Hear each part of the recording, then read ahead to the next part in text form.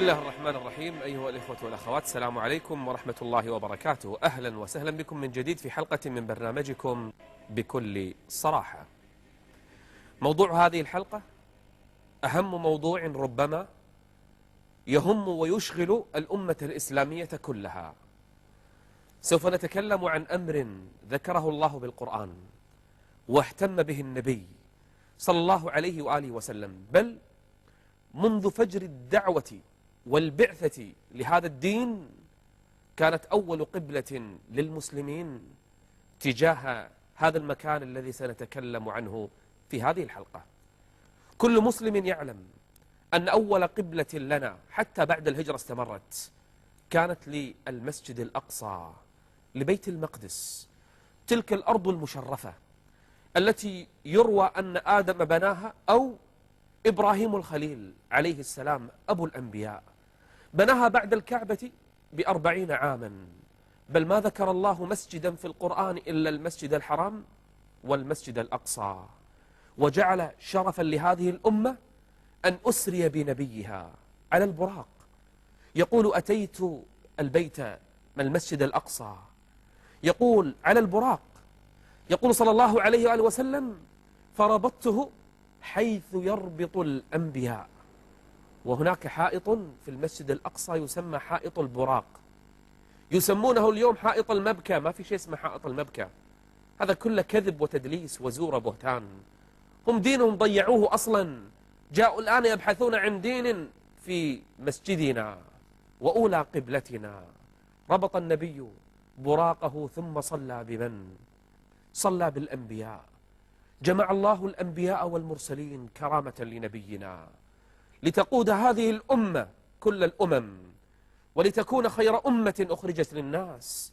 فصلى المصطفى صلى الله عليه وآله وسلم، والأرجح أنه عرج إلى السماء من مكان الآن تسمى قبة الصخرة، وضعت عليها تلك القبة الصفراء.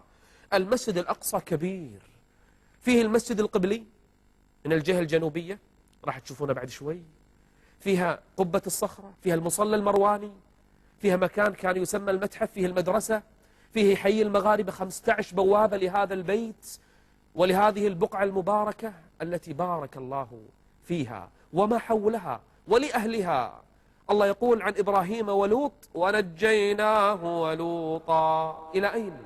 ونجيناه ولوطا إلى الأرض التي باركنا فيها. البقعة المباركة بارك الله فيها لمن؟ للعالمين. بل الله أخبر أن نبيه أسري به إلى أي بقعة؟ سبحان الذي أسرى بعبده ليلا من المسجد الحرام إلى المسجد الأقصى، لترتبط قلوب الأمة بهذا المسجد. من المسجد الحرام إلى المسجد الأقصى الذي باركنا حوله. ووعد النبي أصحابه صلى الله عليه وسلم بفتح بيت المقدس، وأخبر أن الساعة لن تقوم حتى يفتح هذا البيت، فتشوقت القلوب إليه. بل أخبر الصحابة أن من صلى فيه صلاة كانت ب500 صلاة. فلو صلى الإنسان في بيت المقدس سنة كأنه صلى 500 سنة في تلك البقعة المشرفة. ويذكر النبي دعاء سليمان عليه السلام لما بنى ذلك البيت، قال: دعا ربه ب3، أعطي 2 وأرجو أن ينال الثالثة. وما الثالثة؟ ما ذهب أحد يصلي في المسجد الأقصى إلا خرج من ذنوبه كيوم ولدته أمه. ما أحلى بيت المقدس وما أحلى المسجد الأقصى. لا تشد الرحال في الأرض كلها إلا إلى 3 أشرف بقعة فيها، 3 أشرف أماكن في الأرض كلها: المسجد الحرام يا من صلى في المسجد الحرام، والمسجد النبوي يا من صلى في مسجد النبي. ألا تشتاق للثالثة؟ ألا تحن لركعتين فيها؟ ألا تتمنى أن تصلي فيها صلاة الفجر فتنتظر مشرق الشمس ثم تصلي ركعتين في تلك البقعة المباركة؟ ألا تحب أن تصلي حيث صلى الأنبياء مع نبينا؟ ألا تشتاق أن تصلي في جنبات مسجد، في ساحاته، في مساجده، في زواياه، وأن تجلس تقرأ القرآن وترفع يديك لله عز وجل. أي بقعة مباركة تلك! بل أخبر النبي أن الطائفة المنصورة ستكون في بيت المقدس وأكناف بيت المقدس. أتعرفون ماذا فعل الصحابة من أجل هذا البيت؟ سير النبي جيشا بقيادة أسامة بن زيد ليتجه إلى الشام ويفتح بيت المقدس، فتوفى الله نبينا. فسير الجيوش أبو بكر الصديق، ولا زالت الدماء تسيل والرقاب تطير حتى توفي أبو بكر الصديق. ثم جاء عهد عمر بن الخطاب، وفي السنة 5 للهجرة فتح الله لأصحاب نبينا من أجل بيت المقدس. تعرف كم مات؟ مات 15,000 شهيد، كلهم من أجل ذلك البيت، منهم 5,000 من أصحاب النبي صلى الله عليه وآله وسلم. الحين راح تشوفون داخل المسجد الأقصى، سوف ترون بعض مناظره الداخلية. القلب اللي ما يشتاق لهذا البيت ولا ينوي شد الرحال فهو محروم من لم ينوي شد الرحال إلى تلك البقعة المباركة. شوفوها الآن، شوفوا المكان الذي جمع الله الأنبياء لنبيه، شوفوا المكان الذي ربط النبي البراق فيه، شوفوا المكان الذي الصلاة فيه ب500 صلاة، شوفوا أجمل الأماكن بعد الحرمين في الأرض كلها. هذا المكان الذي حرمنا منه لنراه لتشتاق إليه قلوبنا.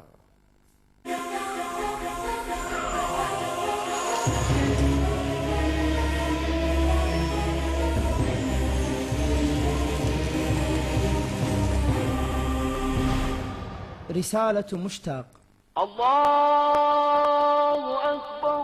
كم تمنيت الصلاة في المسجد الأقصى أولى القبلتين، حيث تعدل الصلاة فيه 500 صلاة. وكم أعلم أن هناك الكثير ممن يتشوقون كشوقي لهذه الركعات في هذا المسجد المبارك. وكم هناك من مشارق الأرض ومغاربها ممن يشتاق لشد الرحال إلى هذا المسجد المبارك، حيث قال عليه الصلاة والسلام: لا تشد الرحال إلا ل3 مساجد: المسجد الحرام، ومسجدي هذا، والمسجد الأقصى. أسري إليك على براق أخصر، من صنع أشواقي ومن تحناني، وأطوف فيك مصليا ومسلما رغم الحديد وقبضة السجان. المسجد الأقصى هو أولى القبلتين في الإسلام، والذي يقع داخل البلدة القديمة لمدينة القدس في فلسطين، ويضم فضلا عن الساحات المكشوفة أكثر من 200 مبنى تاريخي. ومن أشهر معالم المسجد الأقصى مسجد قبة الصخرة، وجاءت تسميته بالمسجد الأقصى من الله عز وجل، حيث قال في كتابه الكريم بعد أعوذ بالله من الشيطان الرجيم: سبحان الذي أسرى بعبده ليلا من المسجد الحرام إلى المسجد الأقصى الذي باركنا حوله لنريه من آياتنا. آت إليك